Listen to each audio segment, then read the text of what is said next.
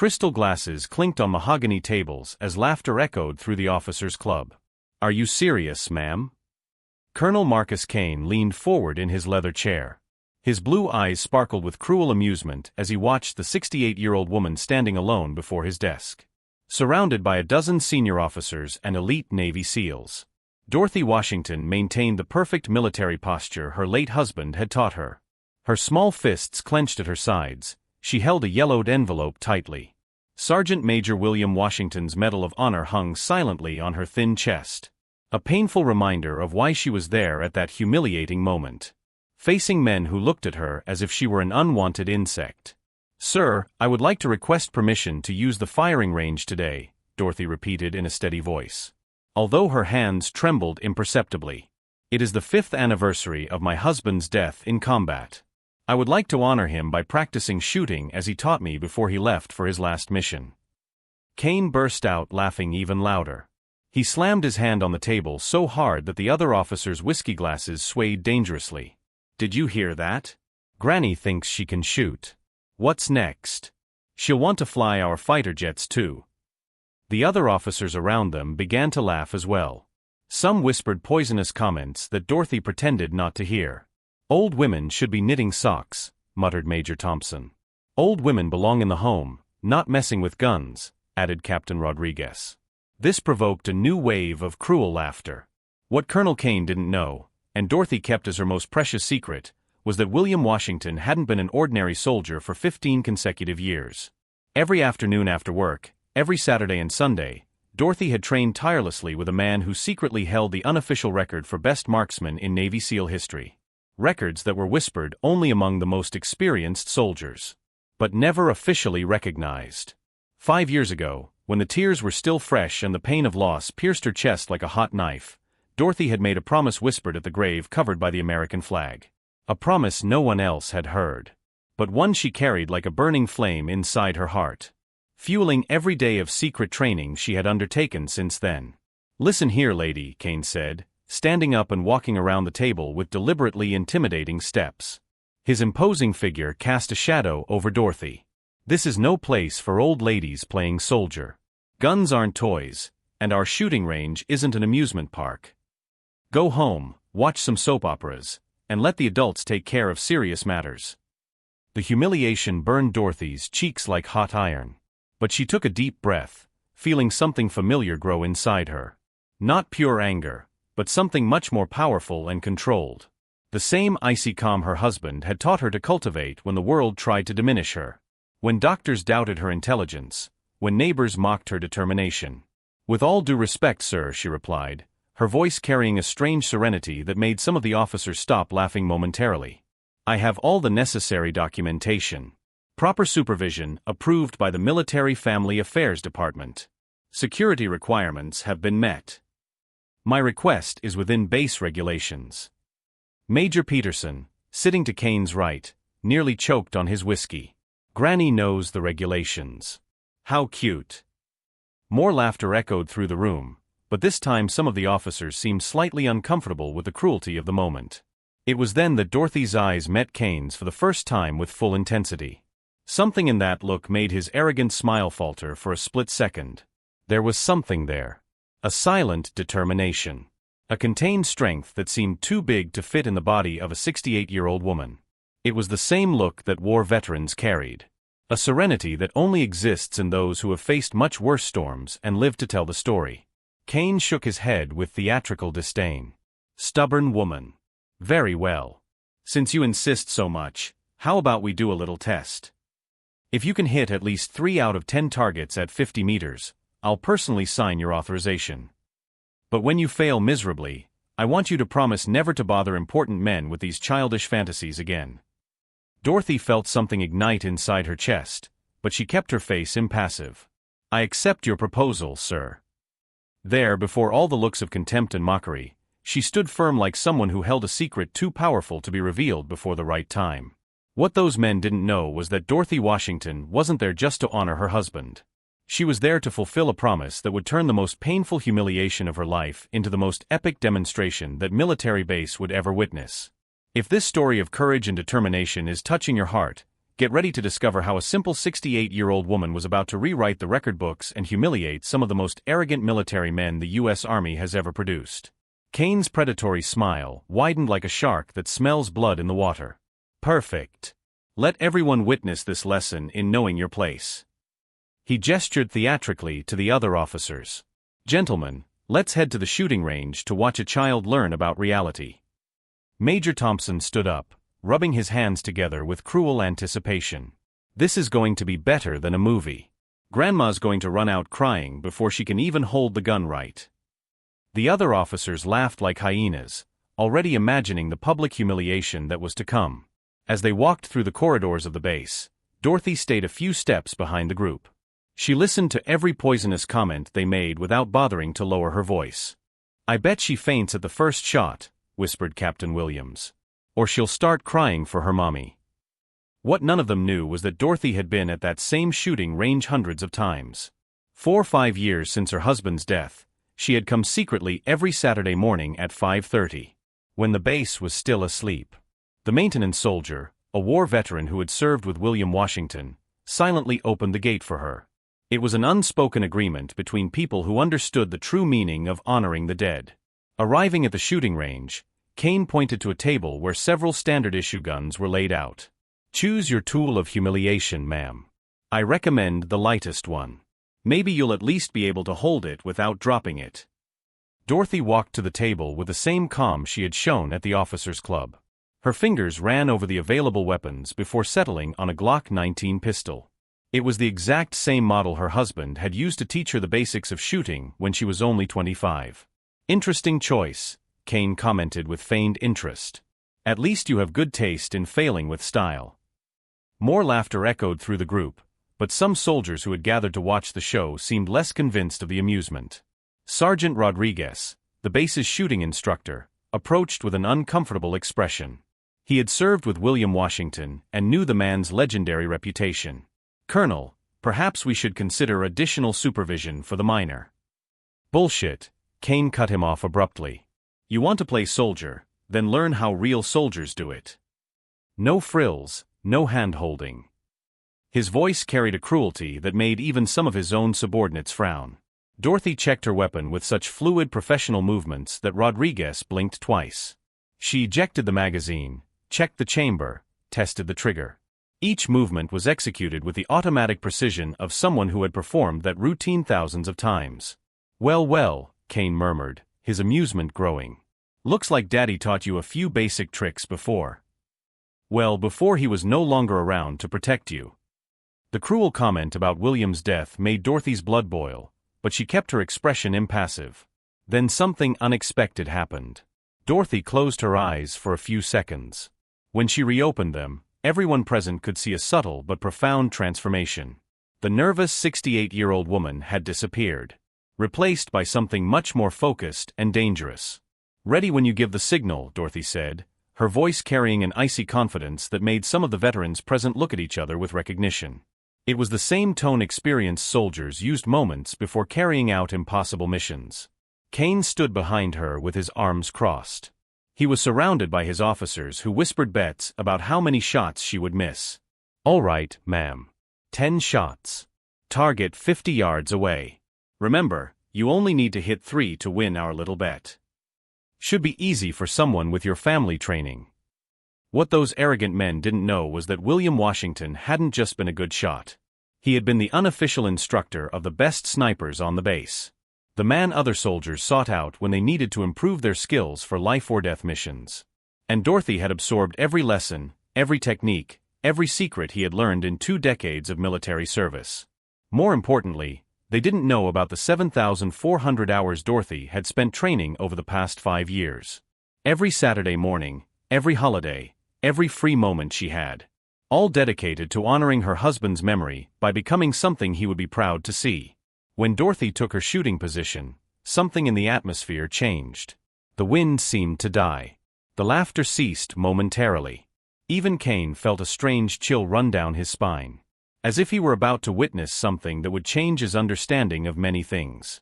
Each new taunt, each cruel comment only fueled something inside her that her oppressors couldn't see.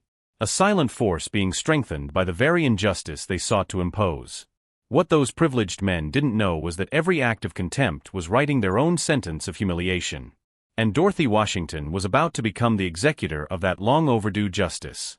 Dorothy assumed the firing position with such fluid movements that Sergeant Rodriguez frowned.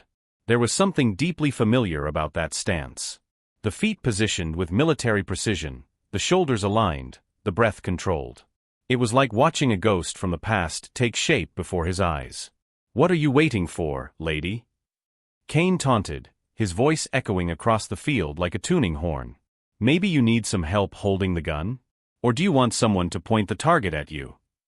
The other officers laughed like well-fed hyenas, satisfied with their own sense of humor. Dorothy closed her eyes for 3 seconds. Just as her husband had taught her. "Take a deep breath, princess. Feel the wind. Listen to the silence between your heartbeats. The perfect shot happens in that moment of stillness." William's voice echoed in her memory like a whispered prayer. When she opened her eyes again, something had completely changed in the atmosphere. Several soldiers passing by stopped to watch. They were drawn to a different energy emanating from the small figure standing in the line of fire. It was as if an invisible switch had been flipped. "Ready when you give the signal," Dorothy said, her voice carrying an unnatural calm that made even Kane hesitate for a moment. It was then that Sergeant Rodriguez approached discreetly. A veteran of 3 tours in Afghanistan. He had served under William Washington during the most dangerous operation of his career. Rodriguez knew exactly who had trained that woman. And what that meant for the arrogant men who were about to get the lesson of their lives. "Colonel," Rodriguez said respectfully but firmly, "perhaps we should consider the use of proper hearing protection for everyone present. For safety." Kane glared at him. "Sergeant, it's just 10 shots from a scared woman. We don't need full military protocol to watch a failure in the making." Rodriguez nodded silently but positioned himself strategically where he could intervene if necessary. He knew something no one else there knew. William Washington had not been just an exceptional soldier. He had been the unofficial instructor of the base's most lethal snipers. The man other veterans sought out when they needed to learn techniques that could save lives in combat zones. "All right, ma'am," Kane announced with growing cruel amusement. "You have 60 seconds for your 10 shots. Starting now." Dorothy's first shot echoed across the field like a dry, precise thunderclap. Before the echo had even faded, the second shot followed with a cadence that made several veterans present straighten involuntarily.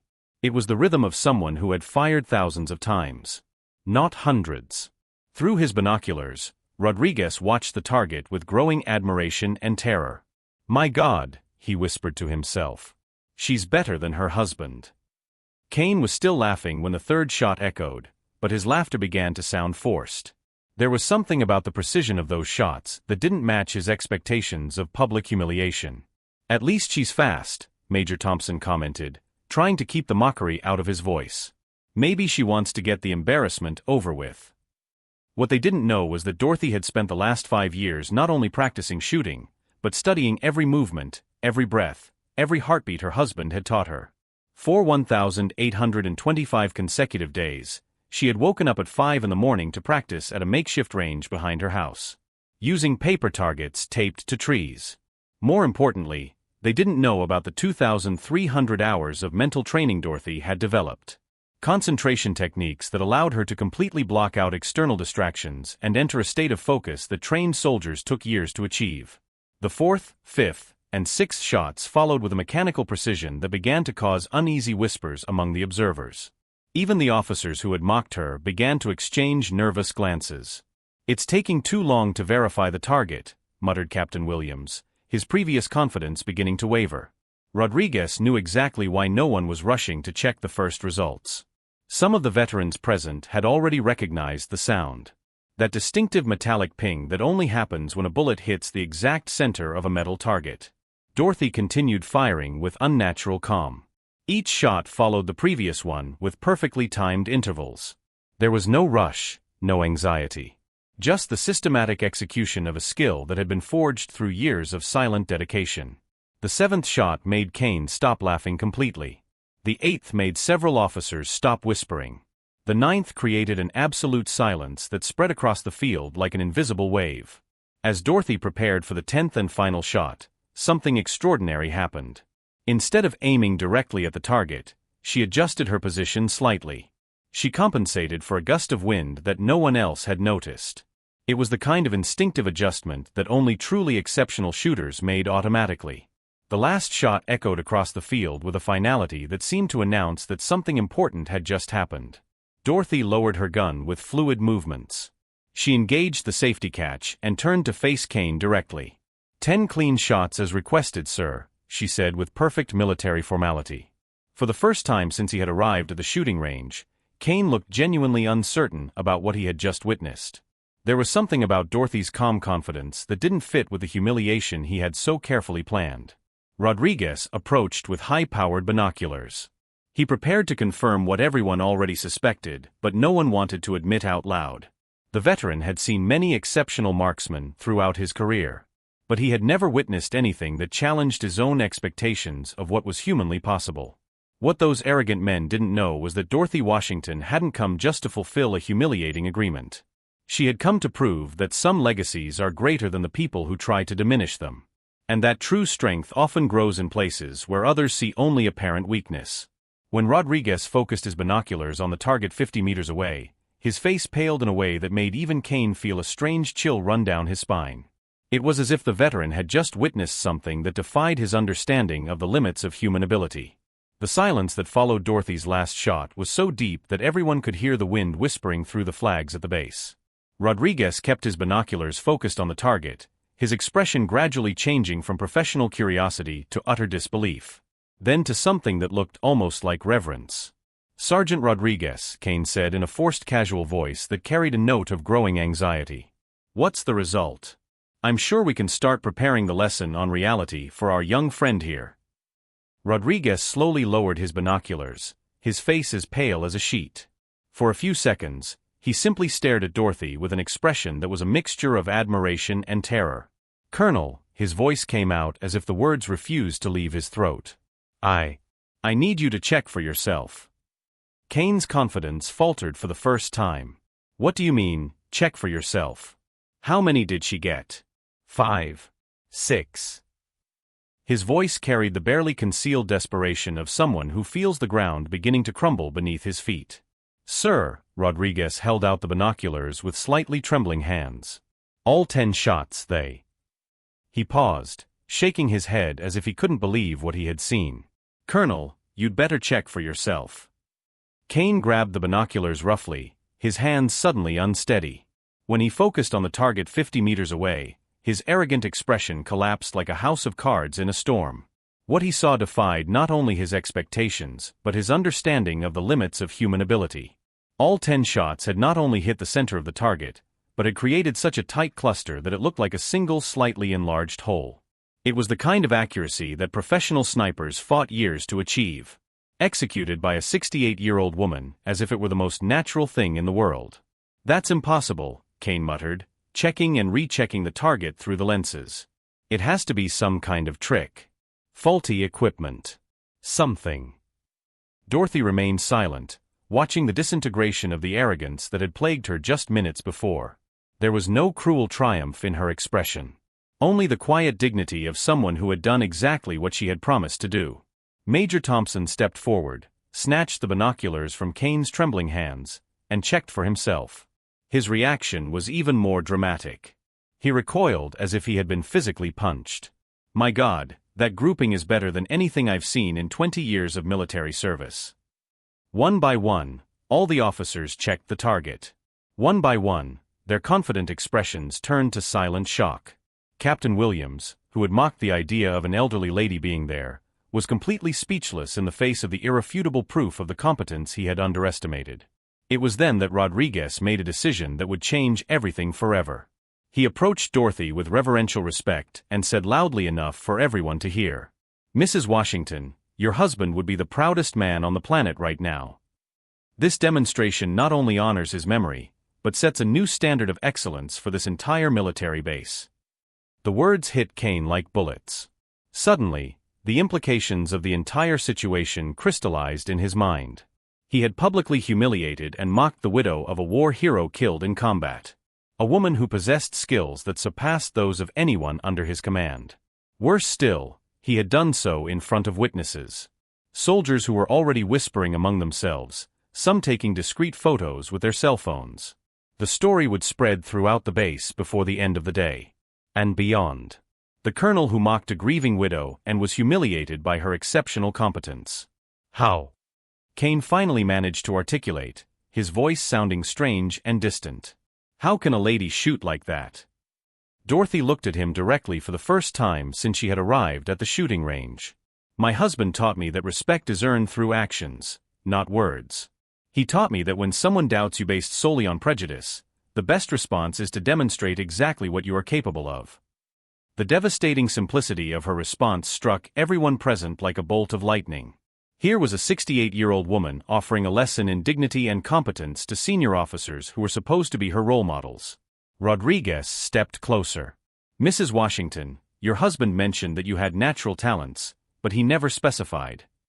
He paused, searching for the right words.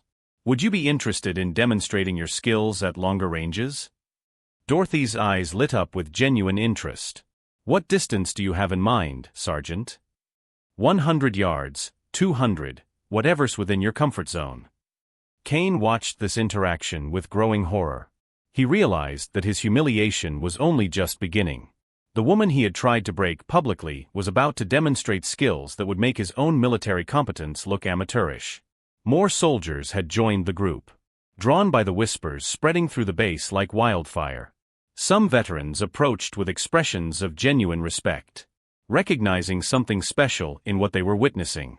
Dorothy checked her weapon once more. Her fluid, professional movements contrasted sharply with the growing nervousness of the officers who had underestimated her. Sergeant Rodriguez, 200 meters would be a good next step. It was at that moment that Kane realized a terrible truth. Little Dorothy Washington hadn't come just to prove a point. She had come to teach a lesson about prejudice, competence, and respect that none of those present would ever forget. And the lesson was just beginning. As new targets were set up at distances that would challenge even professional marksmen, a question hung in the tension-filled air. Would Dorothy continue to amaze everyone? Or would she finally reach the limits of her extraordinary abilities? More importantly, what other lessons about dignity and determination did a 68-year-old woman still have to teach these grown men who thought they knew their own limits? 6 months after the day that shook Fort Campbell, Dorothy Washington walked through the corridors of the base with a gold badge hanging from her chest. Senior Precision Instructor, Army Exceptional Talent Program. At 69, she had become the oldest person in American military history to receive such official recognition. That fateful morning had turned into a legendary demonstration. After 200 meters, Dorothy had continued shooting. 300, 400, 500 meters. Each distance revealed even more impossible accuracy. When she hit a target the size of a coin at 500 meters using only iron sights, war veterans began to cry openly. The video of the demonstration, recorded discreetly by soldiers present, went viral internationally. Elderly woman humiliates racist colonel with impossible shot, reached 63 million views in 3 weeks. Dorothy had become a global symbol of overcoming prejudice. For Colonel Kane, the consequences were devastating and definitive. The military investigation that followed revealed a systematic pattern of discriminatory behavior.